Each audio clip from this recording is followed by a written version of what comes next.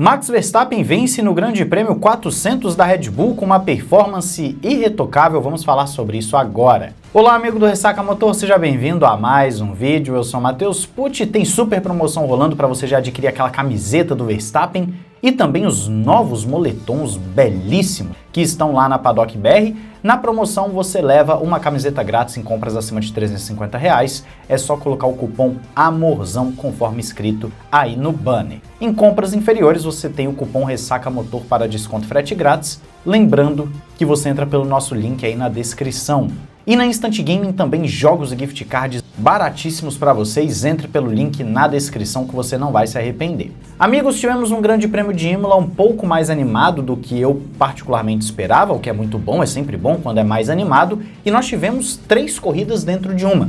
A corrida foi dividida em 3 partes tranquilamente. Nós vamos passar por essas 3 partes nesse vídeo de primeiras impressões e obviamente eu vou querer saber a sua opinião sobre cada uma dessas partes.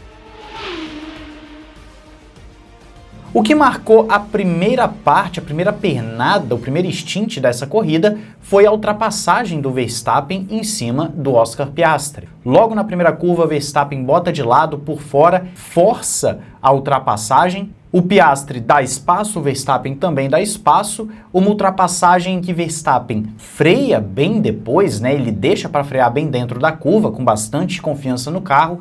E eu arrisco a dizer que se fosse outro piloto ali, não teria arriscado a ultrapassagem daquele jeito. De qualquer forma, Verstappen ultrapassou e ali ele mostrou qual seria a tônica da corrida, porque ultrapassou e deixou. Ele já foi abrindo 1 segundo, 1.200, 1.500 para o Piastri, mostrando que sim, a Red Bull tinha ritmo. E a grande incógnita para a gente era como vai ser o gerenciamento de pneus, porque em tese, a McLaren com aquele sistema que já fizemos vídeo aqui explicando, ao longo da prova teria uma vantagem muito grande. Só que não foi o que aconteceu. Nós vimos que o Verstappen foi mantendo um ritmo muito forte e abrindo aos poucos do Piastri, enquanto o Lando Norris ficava ali batalhando, por exemplo, com o George Russell. Uma batalha até bem legal também dessa primeira parte, uma batalha bonita, em que o Lando Norris em um determinado momento também faz uma belíssima ultrapassagem em cima do George Russell. Então, esses são alguns pontos bem legais daquela primeira parte. Tivemos ultrapassagens ali no meio de pelotão, algumas disputas rolando, mas falando do pessoal da frente,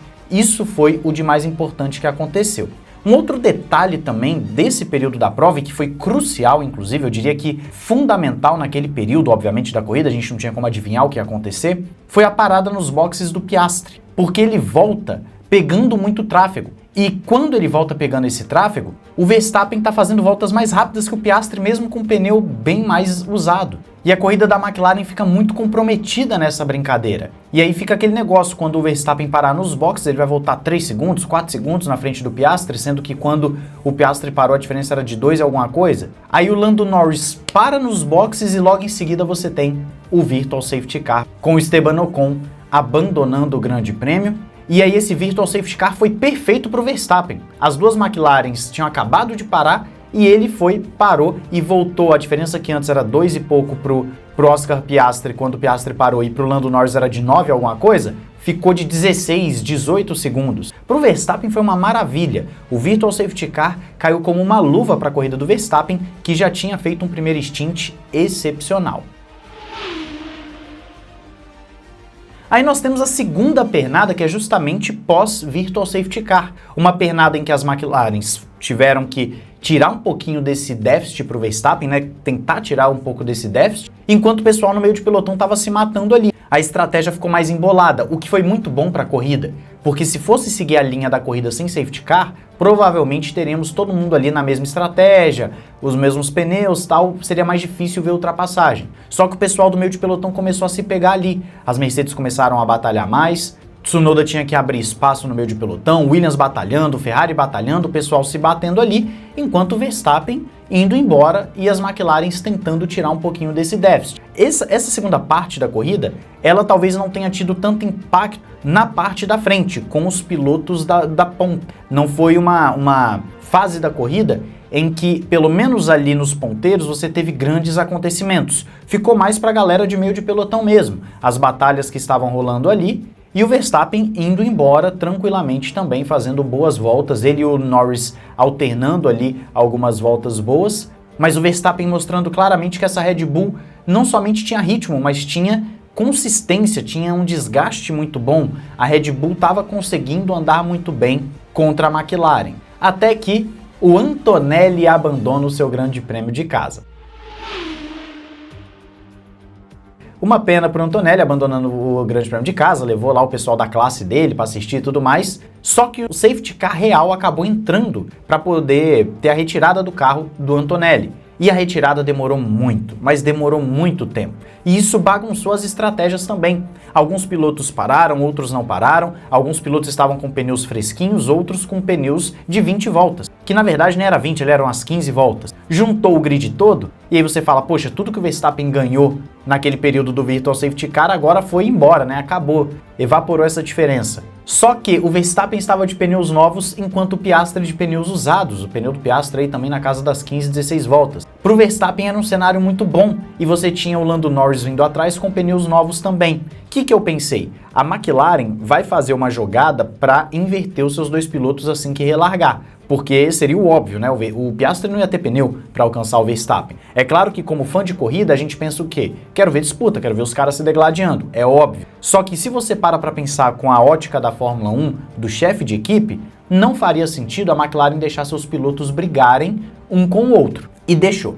Você tem a relargada depois de muitas voltas de safety car, faltando ali pouco tempo para acabar a corrida, e a McLaren foi perdendo tempo, 1 segundo, 2 segundos, 3 segundos, 4 segundos, 5 segundos para o Verstappen, até que o Lando Norris ultrapassa o Oscar Piastri. Aí em diante, realmente não tinha muito o que a McLaren fazer, o Verstappen foi gerenciando a diferença, 6 segundos, mantendo ali em relação ao Norris, e aí foi uma questão de levar para casa. No meio de pelotão, muitas brigas rolando. O Hamilton escalando o pelotão porque ele tinha pneus novos, enquanto o pessoal ali, alguns estavam com pneus usados. Alonso foi escalando o pelotão também. George Russell tentando se defender com pneus mais debilitados. Carlos Sainz e Albon também tentando ali alguns pontos bem legais para Williams. Mas nos ponteiros, mais uma vez, depois da ultrapassagem do Lando Norris, nós não tivemos briga efetivamente, porque o Verstappen foi perfeito na corrida. Desde a sua ultrapassagem ali no início da corrida em cima do Piastri, até a consistência, ritmo de corrida, a Red Bull deu muita sorte com o Virtual Safety Car, mas isso em nenhum momento comprometeu, com ou sem Safety Car,